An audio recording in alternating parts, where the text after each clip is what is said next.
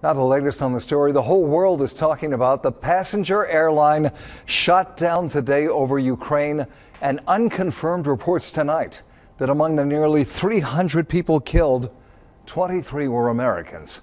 Much of the miles-long scene of strewn wreckage is too gruesome for TV, but Ukraine officials say everybody on board died, including 3 infants. The Malaysian flight was en route from Amsterdam to Kuala Lumpur, and of course this is the second tragedy for that airline this year, after Flight 370 disappeared in March, apparently over the Indian Ocean.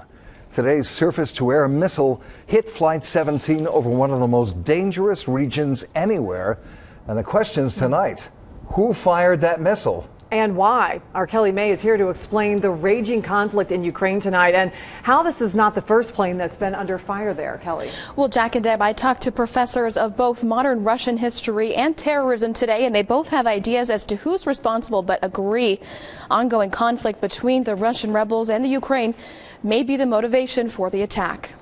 We've had 3 other Ukrainian aircraft shot down this week. And the Ukrainians say the Russians are to blame. Now, the wreckage of a commercial passenger plane, Malaysian Airlines Flight 17, is strewn over miles in the Ukraine's Donetsk region, an area of Russian rebel separatists and a brewing civil war. This is the type of conflict that we're going to see in the future.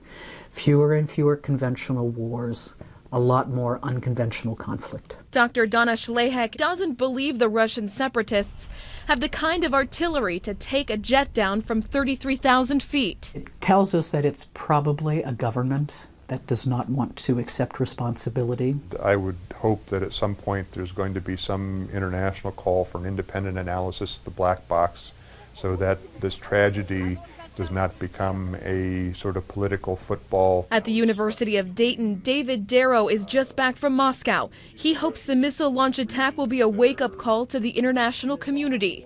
Attempts to conduct negotiations and get everybody at the table needs more international support and international pressure. Commercial airlines are now rerouting aircraft to avoid the airspace.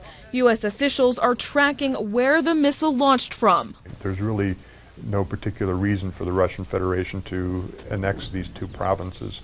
But then again, unfortunately, rationality and foreign policy decisions don't always go hand in hand.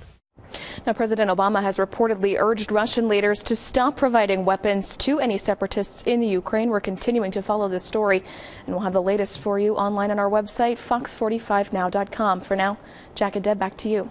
And what are the odds? 2 Malaysian planes down, everyone on board supposedly dead in just a matter of months. And we're checking on those Americans who are on board.